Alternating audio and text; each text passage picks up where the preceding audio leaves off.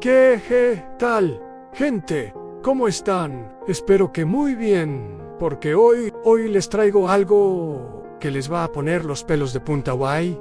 No es broma, esta historia que les voy a contar esta noche es de esas que te hacen pensar dos veces antes de salir solo a la oscuridad. Así que si están solos en casa, si tienen las luces apagadas, pius perfecto, eso es exactamente lo que necesitamos. Acomódense, agárrense fuerte y prepárense para conocer la leyenda del jinete sin cabeza. Pero antes, ya saben cómo funciona esto. Si aún no le han dado like a este video, háganlo ahorita. No les cuesta nada y a mí me ayuda un chingo. Y si todavía no están suscritos al canal, ¿qué están esperando? El botón está ahí, rojo, brillando, esperándolos.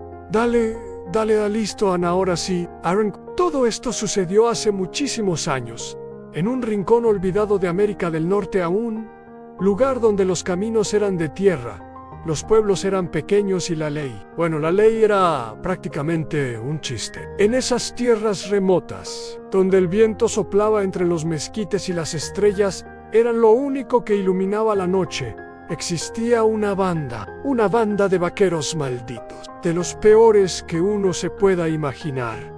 No eran simples ladrones de poca monta. No. Estos tipos eran una máquina bien aceitada del crimen. Montados en caballos veloces como el rayo, se desplazaban de pueblo en pueblo como una plaga, dejando destrucción y desesperación a su paso. Robaban ganado, caballos, ovejas, dinero, joyas. Básicamente, si tenía algún valor, ya era de ellos, y lo hacían con una frialdad que helaba la sangre, sin remordimiento, sin piedad, con una eficiencia aterradora. Cada comunidad que tenía la mala suerte de cruzarse con ellos quedaba desolada. Las familias lloraban, los hombres maldecían su suerte, y los niños miraban con ojos asustados como se llevaban todo lo que sus padres habían construido con tanto sacrificio. Pero a los bandidos eso les importaba 3 cacahuates. De hecho, cuanto más robaban, más se reían. El sufrimiento ajeno era, para ellos, pura diversión. Y al frente de toda esa maldad había un hombre al que todos conocían simplemente como el jefe. Nadie sabía su nombre verdadero. Nadie se atrevía a preguntarlo. Lo que sí sabían, lo que todo el mundo en esas tierras sabía, era reconocerlo al instante: sombrero negro, siempre negro, hundido hasta la ceja, una mirada fría como el hielo, capaz de atravesarte el alma con solo echarle un vistazo, y esa sonrisa que no era de alegría sino de peligro, de las que te dicen, sin palabras, cuidado conmigo, siempre con una pistola al cinto, siempre listo para usarla. El jefe no era solo el más peligroso de todos, era también el más inteligente, el que planeaba cada golpe con una precisión casi militar, el que sabía exactamente cuándo atacar, cómo distraer y por dónde escapar. Y sus hombres lo seguían sin cuestionarlo, porque en ese mundo, cuestionar al jefe era la forma más rápida de ganarte un balazo. Una noche,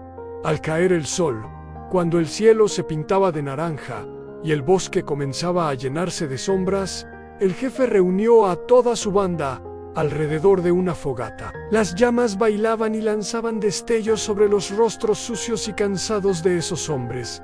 El olor a humo, a cuero y a pólvora llenaba el aire. El jefe los miró uno por uno antes de hablar, y cuando abrió la boca, todos guardaron silencio. Escuchen bien, muchachos, dijo con esa voz grave y tranquila que daba más miedo que un grito. Esta noche nos toca Santa Clara. Un murmullo recorrió el grupo. Santa Clara, todos habían oído hablar de ese pueblo. Dicen que tenían vacas gordas, las mejores de la región, caballos finos, bien cuidados, y lo más importante, oro guardado en una vieja casa cerca de la iglesia. Pablo, Juan, continuó el jefe señalando a 2 de sus hombres.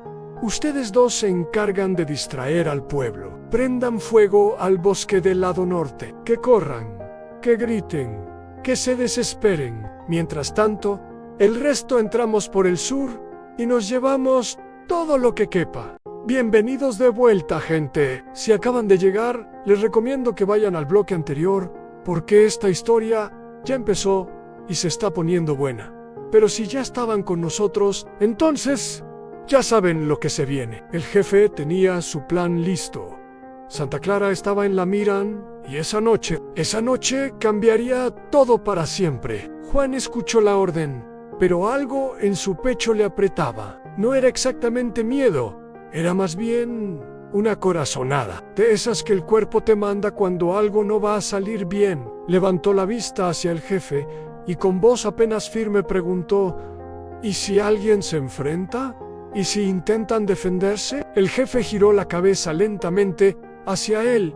No se alteró, no levantó la voz, solo lo miró con esa calma que resultaba más amenazante que cualquier grito. Luego, una de esas sonrisas suyas que no tenían nada de alegría. «Ya sabes qué hacer», respondió, y con 2 dedos rozó la cacha de su pistola.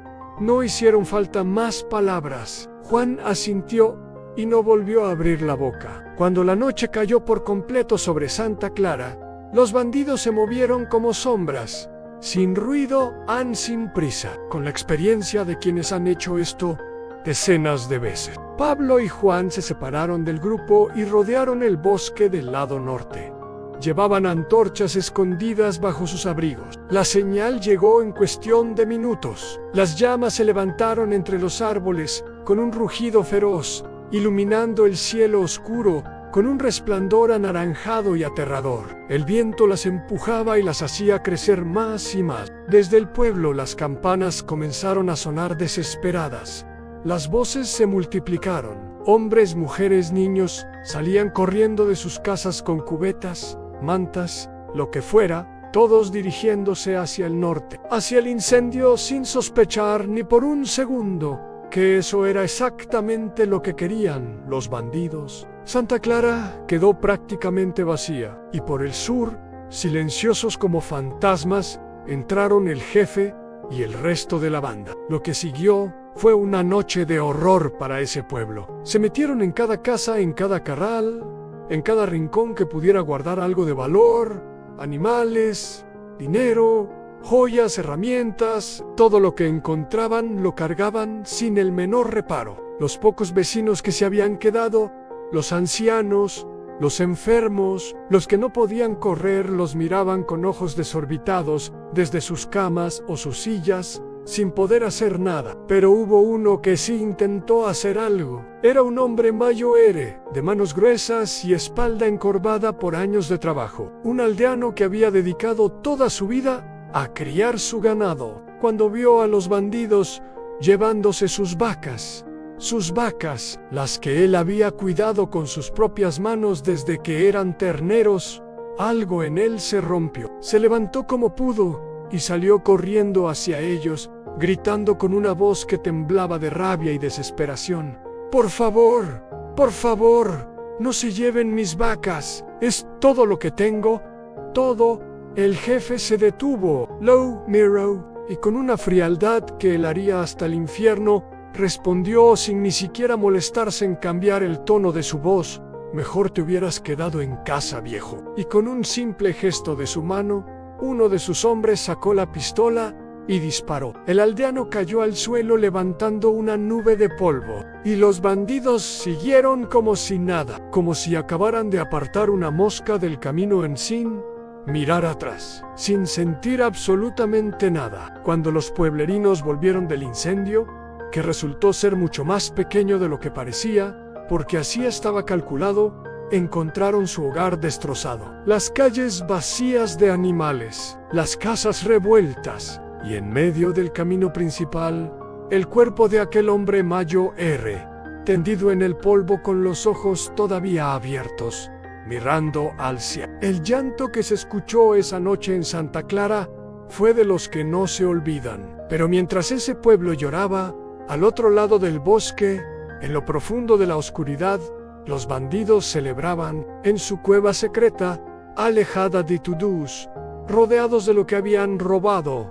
Reían, comían y brindaban como si el mundo entero les perteneciera. «¡Salud por el jefe!», gritó uno levantando un trozo de carne asada entre carcajadas, y el jefe, recostado contra la roca, con el sombrero negro ladeado y la pistola sobre sus rodillas, sonrió satisfecho. Pero lo que ninguno de ellos sabía es que esa sería una de sus últimas noches de celebración, porque los pueblos, hartos, humillados y llenos de rabia, ya habían tomado una decisión. «Aquí vamos de nuevo, gente, y si creen que lo que pasó en Santa Clara fue fuerte, espérense a lo que viene ahora, porque hay un momento en que la gente común, la gente trabajadora, la gente que solo quiere vivir en paz, se cansa de sufrir, se cansa de perder y cuando eso pasa, cuando ese límite se rompe, el mundo tiembla. Prepárense, esto se pone serio». Nadie sabe exactamente quién mandó la primera carta. Algunos dicen que fue el alcalde de un pueblo pequeño llamado Río Seco. Otros dicen que fue un comerciante de Los Álamos, que ya había perdido todo 2 veces. Lo que sí se sabe es que esa carta llegó, y después llegó otra, y otra más, de pueblo en pueblo, de mano en mano, pasando por caminos de tierra y cruces de montaña. Las cartas fueron tejiendo una red invisible que conectó a decenas de comunidades que compartían el mismo dolor, la misma rabia y el mismo enemigo. El mensaje era simple y directo: «Ya basta, nos organizamos, seguimos perdiendo todo», y la respuesta fue unánime. Fue entonces cuando apareció el un viejo pastor, de esos que uno ve y piensa que ya no sirven para gran cosa. Espalda encorvada, rostro curtido por décadas de sol y viento, manos que temblaban un poco al caminar. Paró esos hoyos, esos ojos tenían algo, una claridad, una agudeza que no correspondía con el resto de su cuerpo cansado. Eran los ojos de alguien que ha vivido mucho y que ha aprendido a observar el mundo con una paciencia infinita. Ese viejo pastor estaba cuidando su rebaño en las afueras del bosque. Cuando los vio, los bandidos cruzaban por el camino de tierra, cargados con su botín más reciente, riéndose entre ellos, sin preocuparse lo más mínimo por si alguien los observaba. Para ellos, los aldeanos eran invisibles, insignificantes, nadie que valiera la pena vigilar. Ese fue su error más grande. El viejo pastor contuvo la respiración, los contó uno por uno, observó la dirección que tomaban, memorizó cada detalle que pudo, y cuando los perdió de vista entre los árboles, esperó un buen rato, hasta asegurarse de que no había nadie mirando, y entonces, con el corazón latiéndole más rápido de lo que le había latido en años, comenzó a correr. Sus viejas piernas, que hacía tiempo no corrían así, lo llevaron de regreso al pueblo tan rápido como pudieron. Llegó sin aliento, agitando su bastón en el aire, gritando con esa voz ronca que casi no le salía: «Los encontré, sé dónde están, los vi con mis propios ojos». Lo que pasó después fue extraordinario. En cuestión de horas, el pueblo entero se puso en movimiento. Y no solo ese pueblo. Los mensajeros salieron disparados a caballo hacia las comunidades vecinas, y los hombres respondieron.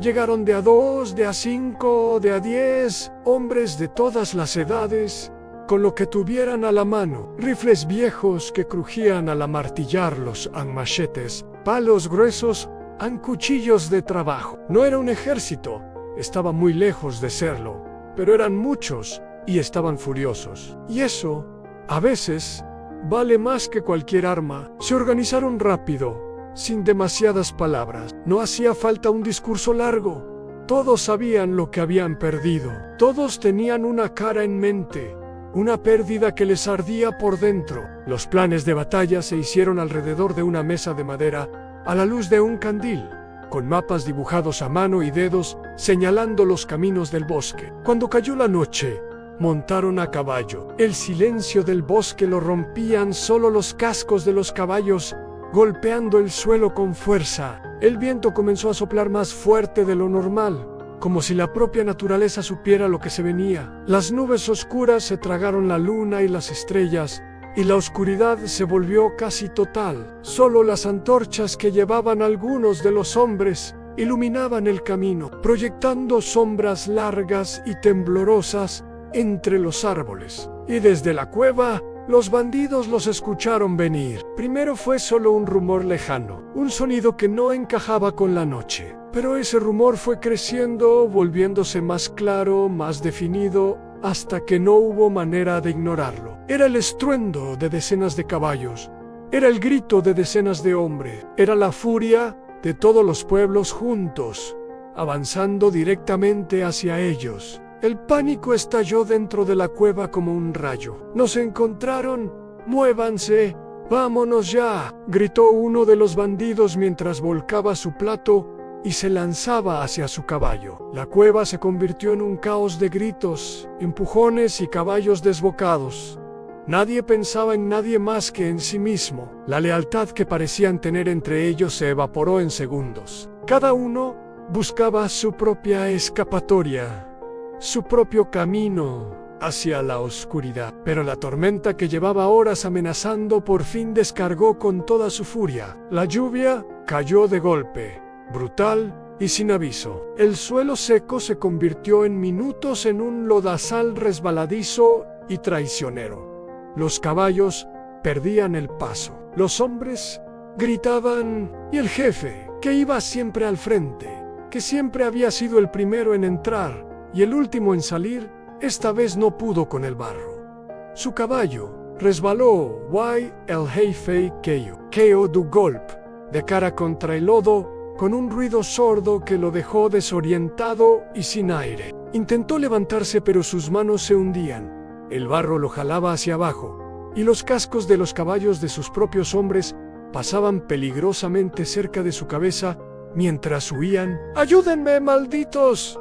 ¡Ayúdenme!», rugió con toda la fuerza que le quedaba. Pero nadie se detuvo. Sus hombres, esos mismos que habían brindado por él horas antes, que lo habían seguido sin dudar durante años, pasaron a su lado sin ni siquiera mirarlo, cada uno pensando solo en salvar su propio pellejo. El jefe, el hombre más temido de toda esa región, estaba solo, tirado en el barro bajo la lluvia, mientras sus enemigos se acercaban. «Siguen aquí, qué valientes, porque les juro que esta historia va a lugares que uno no espera.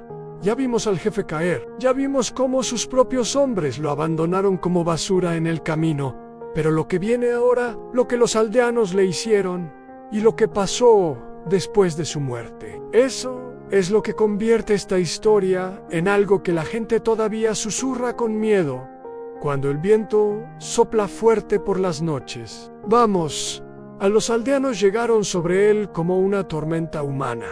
El jefe ni siquiera intentó negociar, no suplicó, no ofreció dinero ni información sobre sus hombres. Quizás era demasiado orgulloso, quizás simplemente sabía que ya no había nada que hacer. Lo agarraron entre varios, lo jalaron del barro como si fuera un animal y lo ataron con cuerdas gruesas que le cortaban las muñecas. El sombrero negro que siempre lo había definido quedó hundido en el lodo, a unos metros de distancia, como un símbolo que se apagaba. Lo subieron a un caballo, atado y sin poder moverse, y emprendieron el regreso al pueblo. El camino de vuelta fue largo. La lluvia no paraba, pero ninguno de esos hombres sentía el frío ni el cansancio. Llevaban años esperando este momento, años de pérdidas, de humillaciones, de enterrar a vecinos y de reconstruir lo que este hombre y su banda habían destruido una y otra vez, y ahora lo tenían atado, an indefenso a su merced. Cuando llegaron a Santa Clara, o al pueblo que sirvió de punto de reunión, la noticia corrió más rápido que el viento. La gente salió de sus casas, viejos, mujeres, niños. Todos querían ver con sus propios ojos al hombre que los había aterrorizado durante tanto tiempo. Y cuando lo vieron ahí, empapado, cubierto de barro, con esa mirada que ya no intimidaba a nadie, algo en la multitud se soltó. El odio acumulado durante años no tiene forma ordenada.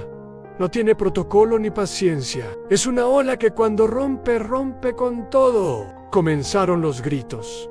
Después, las piedras, pequeñas al principio, lanzadas desde lejos, pero cada vez más cerca, cada vez más fuertes. El jefe recibía cada golpe sin hacer ruido, con una especie de orgullo retorcido que quizás era lo único que le quedaba, pero los aldeanos no estaban dispuestos a darle ni eso. Uno de los hombres más corpulentos del grupo, un herrero de brazos enormes al que los bandidos le habían matado a su hijo Mayoere en un robo anterior, se abrió paso entre la multitud. Tenía un machete en la mano, la mandíbula apretada, los ojos fijos en el jefe, con una frialdad que curiosamente se parecía mucho a la del propio bandido en sus peores momentos. Nadie lo detuvo, a nadie dijo una palabra, y en un solo movimiento, brutal y definitivo, el herrero levantó el machete y lo descargó.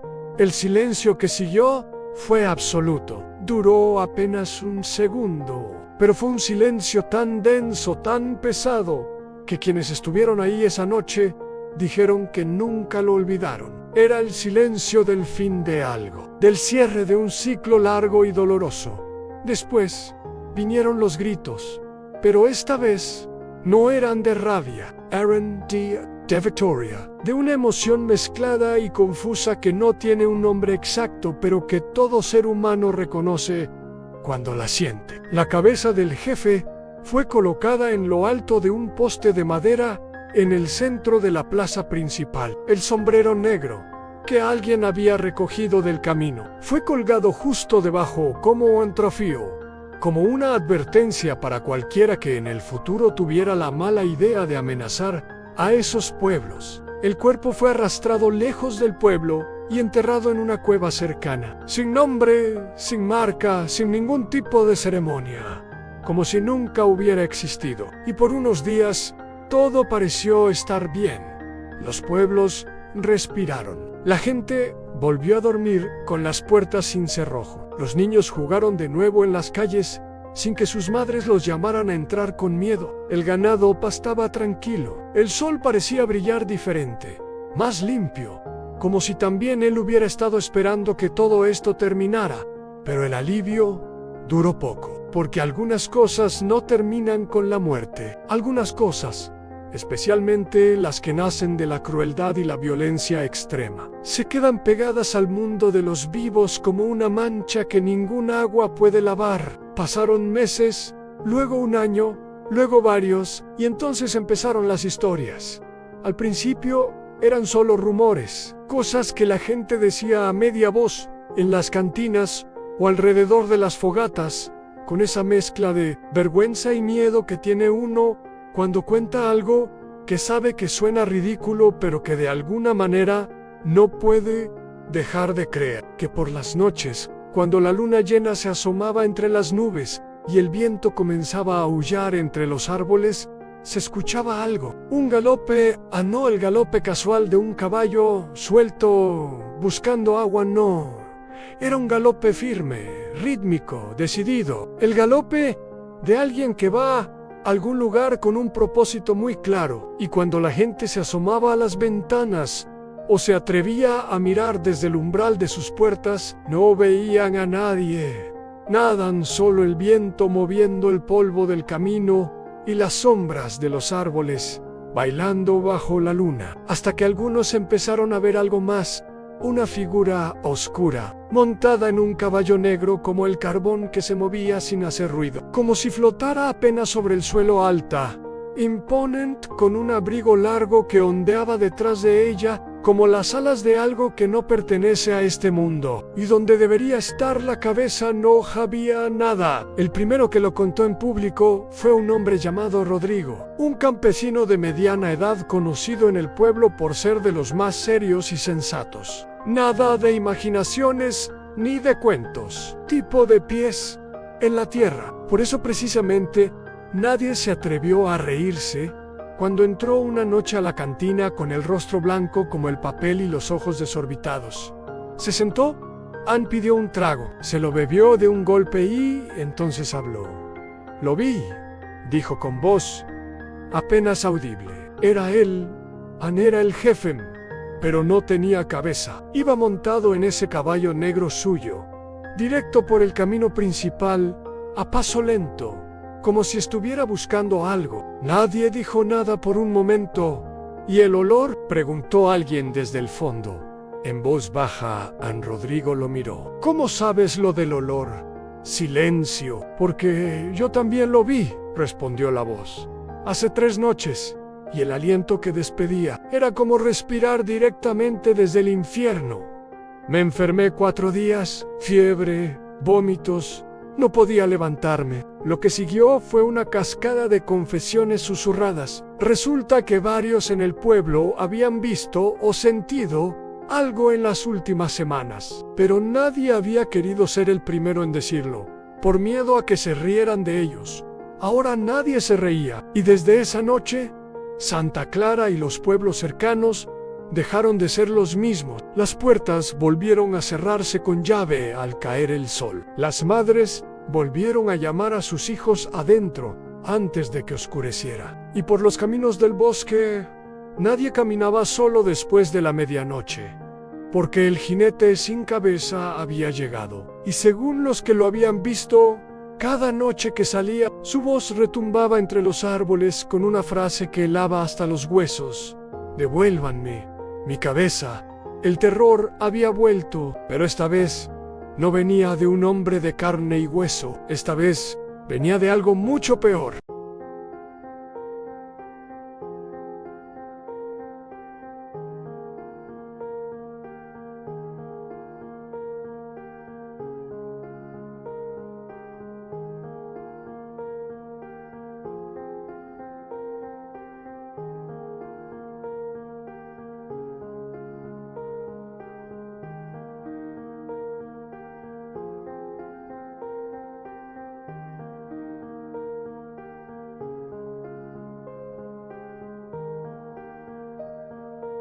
De esa valentía que todavía no sabe bien lo que es el miedo de verdad, porque todavía no ha tocado algo que realmente lo merezca. Era un muchacho trabajador, de los que madrugan sin que nadie los despierte, de los que ayudan al vecino sin pedirles nada a cambio. Todo el pueblo lo quería, y él quería a su novia, una chica de ojos oscuros y risa fácil, que se llamaba Lucian.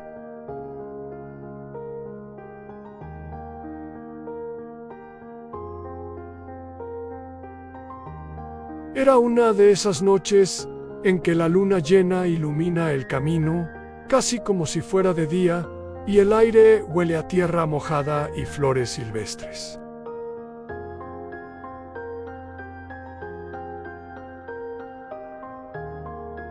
Pedro llevaba a Lucía de la mano y los dos avanzaban por el sendero que bordeaba el bosque, sin prisa, sin preocupaciones, completamente ajenos a lo que los rodeaba, hasta que Pedro frenó en seco. Lucía lo miró sorprendida. «¿Qué pasa?». Pedro no respondió de inmediato. Tenía la cabeza ladeada, los ojos entrecerrados, como si intentara atrapar un sonido que no terminaba de definirse. Y entonces ella también lo oyó. Un galope, lejano al principio, como un eco que llega de muy lejos, pero acercándose con una velocidad y una determinación que no tenían nada de casual.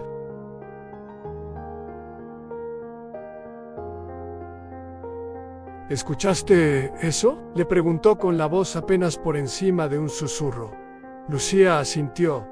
Tenía los ojos muy abiertos. Los árboles del bosque comenzaron a moverse. No era el viento, era algo que avanzaba entre ellos, quebrando Mouse, pisando fuerte, acercándose al sendero, donde los dos jóvenes estaban parados como estatuas. Pedro intentó moverse, intentó decirle a Lucía que corrieran, pero los pies no le obedecían.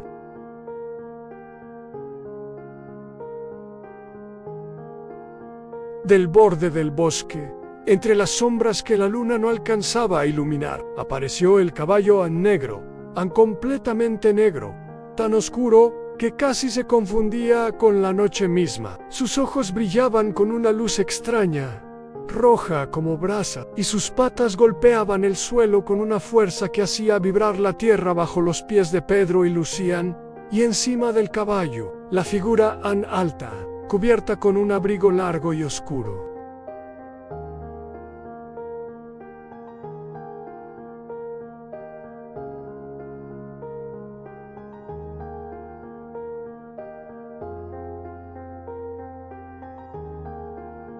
Pero donde debería estar la cabeza, solo había oscuridad, a nada un cuello que terminaba en el vacío, una silueta incompleta y perturbadora, que el cerebro se negaba a aceptar como real, porque nada de lo que uno ha visto en su vida lo prepara para algo así.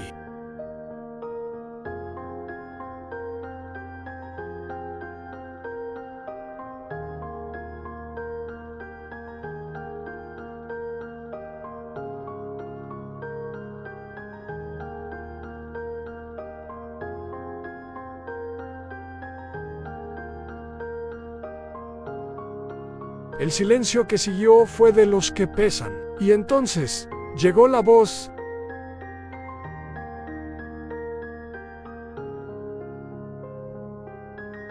Venía de todas partes al mismo tiempo, como si el aire mismo la produjera, como si los árboles la susurraran, como si la tierra la empujara hacia arriba.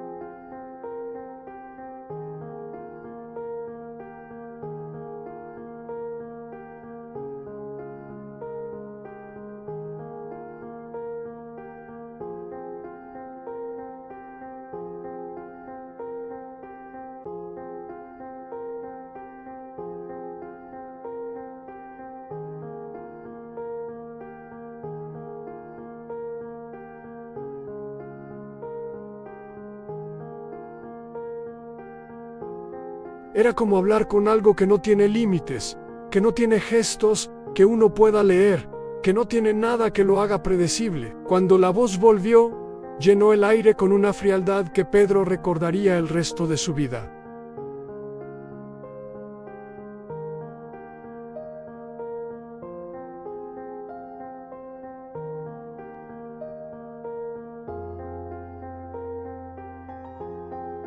Buscando lo que me quitaron, encuéntrala, y te dejaré en paz a ti, a tu gente, a todos. Pedro tragó saliva. ¿Y si no la encuentro?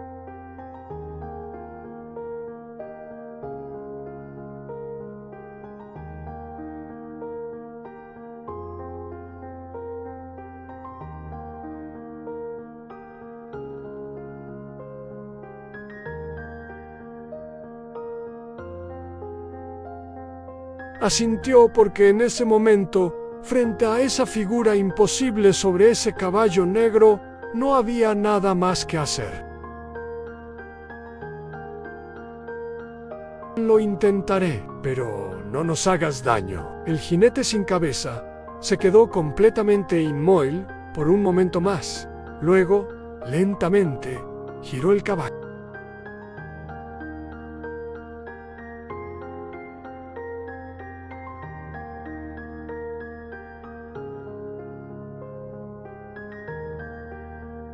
Pedro y Lucía corrieron. Llegaron al pueblo con las piernas temblando y el aliento entrecortado.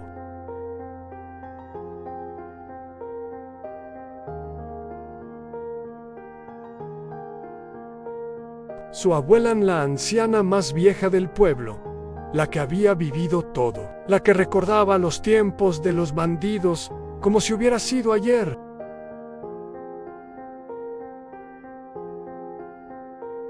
La encontró sentada junto a su fogón, tejiendo en silencio como siempre, como si supiera que él iba a llegar. Levantó los ojos cuando Pedro entró, lo miró de arriba a abajo en un segundo y dejó el tejido a un lado. «Siéntate», dijo antes de que él pudiera hablar. Pedro se sentó. Annie le contó todo.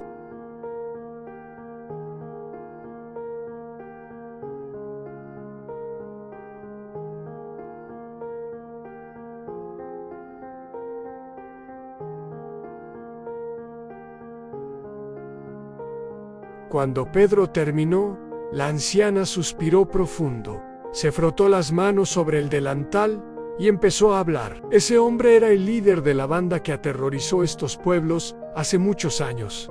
Lo atraparon, lo mataron y le cortaron la cabeza. La colgaron en un poste en la plaza principal para que todos lo vieran, para que todo el mundo supiera que había terminado.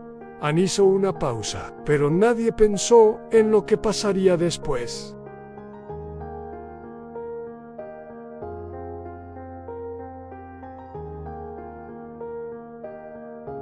Nadie pensó que algo así podía quedarse atrapado. Y aquí estamos. San Pedro la miró fijamente. ¿Y dónde está? ¿Dónde está la cabeza? Ahora, abuela. La anciana lo miró con esos ojos que parecían guardar siglos de sabiduría. En las ruinas del viejo poste, en el centro de lo que era la plaza antigua. Nadie ha vuelto por ahí en años. La gente prefiere no recordar. Pero si el jinete te dijo que la encuentres, muchacho, más te vale que vayas a buscarla. Pedro tenía su respuesta. Y ahora tenía que tomar la decisión más difícil de su vida. Estaba dispuesto a ir solo, de noche, a buscar la cabeza de un hombre muerto, para devolvérsela a su fantasma. El jinete sin cabeza. Llegamos al final. Gente, al mismísimo final. Y les juro que no los voy a decepcionar, porque esta historia que empezó con sangre, con robos y con maldad, va a terminar de una manera que no esperan. O quizás sí la esperan, pero de todas formas, verla llegar duele diferente. Así que aquí vamos en el último bloque, el cierre de una de las leyendas más oscuras y fascinantes que jamás les he contado en este canal. ¡Vamos con todo! Pedro no durmió esa noche. Se quedó sentado en el borde de su cama hasta que el cielo comenzó a aclarar, con los ojos fijos en el techo y la mente corriendo en círculos. Pensó en Lucian, pensó en su abuela, pensó en todos los vecinos que llevaban años sin dormir tranquilos, cerrando sus ventanas con miedo, evitando los caminos después del anochecer. Pensó en esa voz hueca y grave que le había dicho con una calma aterradora que volvería cada noche si no cumplía. Y cuando los primeros rayos del sol tocaron el suelo a través de la ventana, Pedro se levantó, se puso las botas, se amarró el cinturón, tomó una pala vieja que tenía en el rincón del cuarto y una bolsa de cuero resistente. Bebió agua de un tarro. No desayunó. Ann no podía comer, y sin decirle nada a nadie, porque sabía que si lo decía a alguien intentaría detenerlo, salió de su casa y tomó el camino hacia las ruinas de la vieja plaza. El lugar era exactamente lo que su abuela había descrito. Un espacio abandonado a las afueras del pueblo, donde la vegetación había ido reclamando poco a poco lo que alguna vez fue el centro de la comunidad. Las piedras del suelo estaban levantadas por las raíces de los árboles que habían crecido sin permiso durante años. Las paredes de adobe de los edificios viejos se habían desmoronado hasta convertirse en montones de tierra sin forma.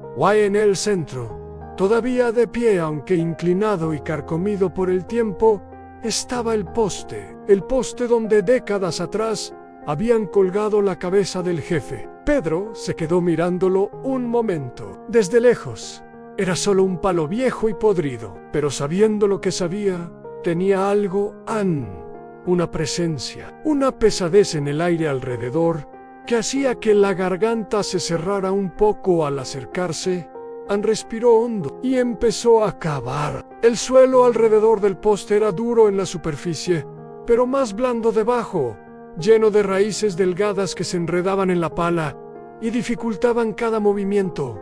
Pedro sudaba, los brazos le ardían. El sol de la mañana calentaba fuerte y él no había comido nada, pero siguió. Cada vez que pensaba en parar, escuchaba de nuevo esa voz en su cabeza, esa voz que venía de ningún lado y de todas partes al mismo tiempo.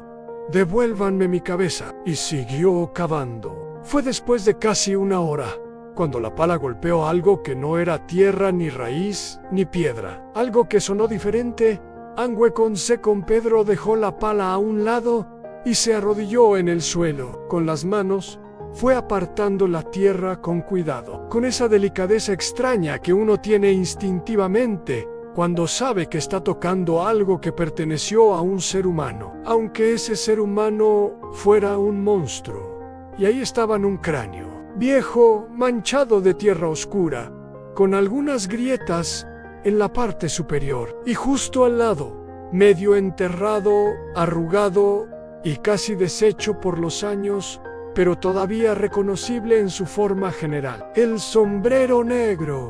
Pedro lo miró durante un buen rato sin moverse. El corazón le latía tan fuerte que podía sentirlo en los oídos. Luego, despacio, tomó el cráneo con ambas manos y lo metió con cuidado dentro de la bolsa de cuero. El sombrero fue detrás. Cerró la bolsa, se levantó y volvió a caminar. Esa noche, Pedro fue solo al lugar donde el jinete había aparecido la primera vez. No le dijo nada a Lucía. No quería que ella volviera a pasar por eso. No le dijo nada a su abuela tampoco, porque la anciana ya había cargado suficiente peso en su vida. Fue solo, con la bolsa colgada del hombro y los pies firmemente plantados en el suelo, a ese tramo del camino que bordeaba el bosque, donde la luna llena lo iluminaba todo con esa luz blanca y fría que hacía que todo pareciera irreal. Esperó. El viento llegó primero. Ese viento que no anunciaba lluvia ni tormenta, sino algo diferente, algo que el cuerpo reconoce sin que la mente entienda del todo. Al luego llegó el frío, un frío que no correspondía con la temperatura de la noche, un frío que venía de adentro hacia afuera y que hacía que los pelos de los brazos se erizaran, aunque uno no quisiera. Y después llegó el galope. Esta vez Pedro no se paralizó, esta vez lo esperaba. Igual lo sintió en el pecho, igual el estómago se le apretó, igual una parte de él quería darse vuelta y correr tan lejos como sus piernas aguantaran por secuado, con los pies plantados y la bolsa en la mano. El caballo negro emergió del bosque como la noche anterior, la figura sin cabeza encima de él, imponente y perturbadora como la primera vez. El silencio extraño que traía consigo, esa ausencia de sonido que no era paz, sino algo completamente diferente. El jinete se detuvo frente a Pedro, y Pedro, antes de que la voz llegara, antes de que ese eco hueco y grave llenara el aire, levantó la bolsa de cuero con el brazo extendido y dijo con una voz que sorprendió hasta al propio Pedro por lo firme que sonó: «Aquí está lo que buscas, tu cabeza, y tu sombrero. Los encontré donde los dejaron hace todos esos años. Tómalos y cumple tu palabra. Deja en paz a esta gente. Ya sufrieron suficiente por tu culpa cuando estabas vivo. No es justo que sigan sufriendo ahora que estás muerto». El silencio que siguió fue diferente al de la noche anterior. Menos amenazante, más cargado, como si algo estuviera cambiando en el aire mismo, como si una tensión que había estado presente durante años estuviera comenzando a aflojarse. La figura sin cabeza se quedó completamente inmóvil durante lo que a Pedro le pareció una eternidad.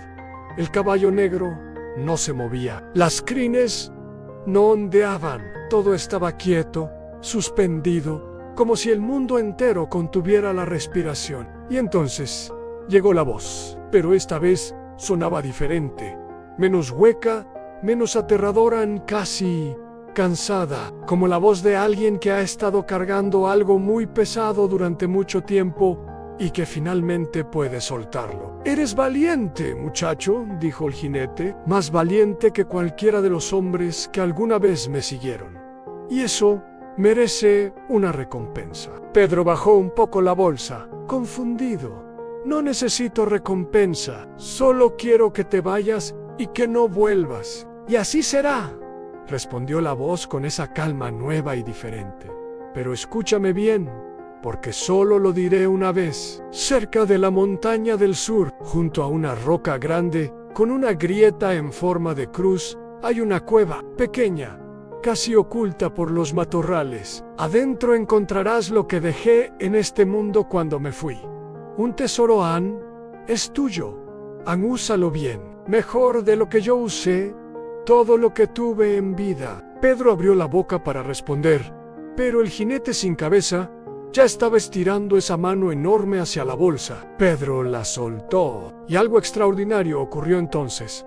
Algo que Pedro intentó describir muchas veces el resto de su vida, sin nunca encontrar las palabras exactas. La bolsa llegó a las manos del jinete, y en el momento en que lo hizo, un destello de luz, blanco y silencioso, como el relámpago sin trueno, iluminó por una fracción de segundo toda la figura del jinete de la cabeza a los pies. Y entonces ya no había nada en el caballo negro. La figura sin cabeza, la bolsa, con el cráneo y el sombrero, todo había desaparecido.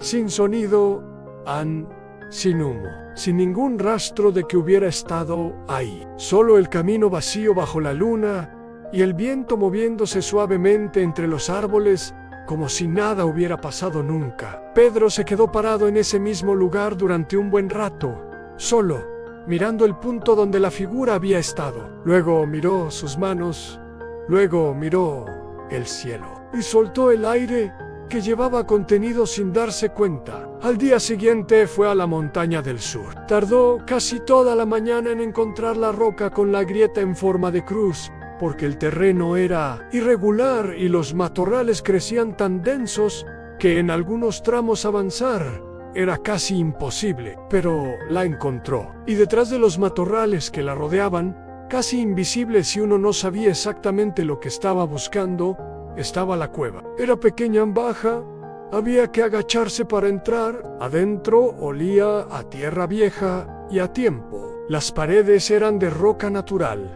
y el suelo estaba cubierto de una capa de polvo grueso que levantaba nubecitas al pisarlo. Pedro avanzó despacio con una antorcha que había traído hasta que la luz tocó algo que brilló. Se agachó, apartó el polvo con la mano. Monedas, en decenas, en cientos quizás, de oro y de plata mezcladas con anillos, cadenas, pendientes, broches y otras piezas de joyería que los bandidos habían ido acumulando durante años de robos. Todo amontonado en el fondo de esa cueva pequeña y olvidada, esperando en la oscuridad a que alguien que valiera la pena lo encontrara. Pedro se sentó en el suelo de la cueva, rodeado de todo ese brillo, y se echó a reír.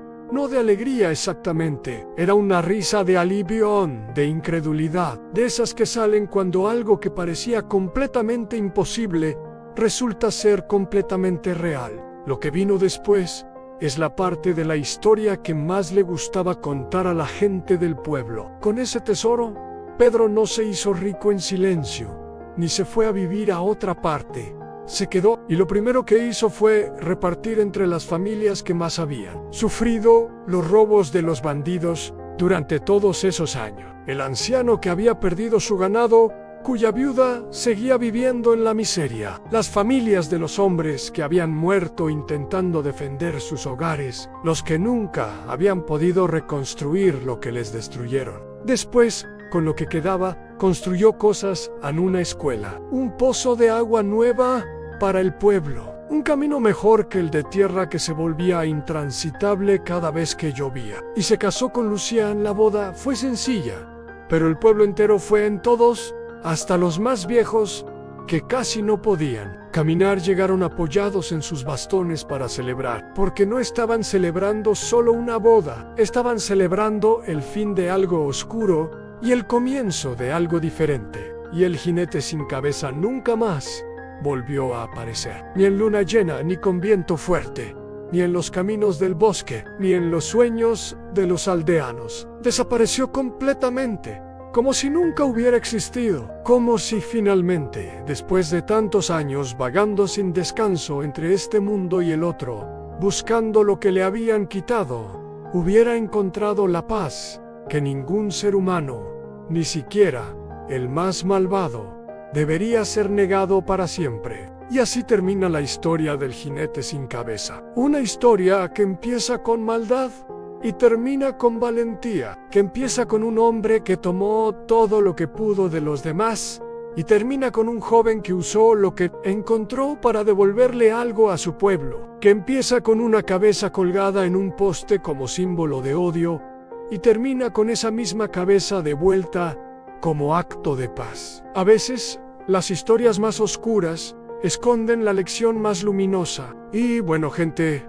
eso fue todo. Eso fue el Jinete sin Cabeza completo, de principio a fin. Espero que lo hayan disfrutado tanto como yo disfruté contárselo. Si llegaron hasta aquí, si se sentaron los 6 bloques completos, entonces ya saben que este canal es para ustedes. Para los que de verdad aman las historias, las que dan miedo, a las que hacen pensar, las que se quedan pegadas. Si aún no están suscritos, este es el momento. El botón está ahí, rojo, esperándolos como siempre. Y si este video les gustó, compártanlo. Mándenlo a ese amigo que dice que no le da miedo nada. A ver cuánto duran. Yo soy su servidor. Y nos vemos en la próxima historia. Que no sea la última que cuenten.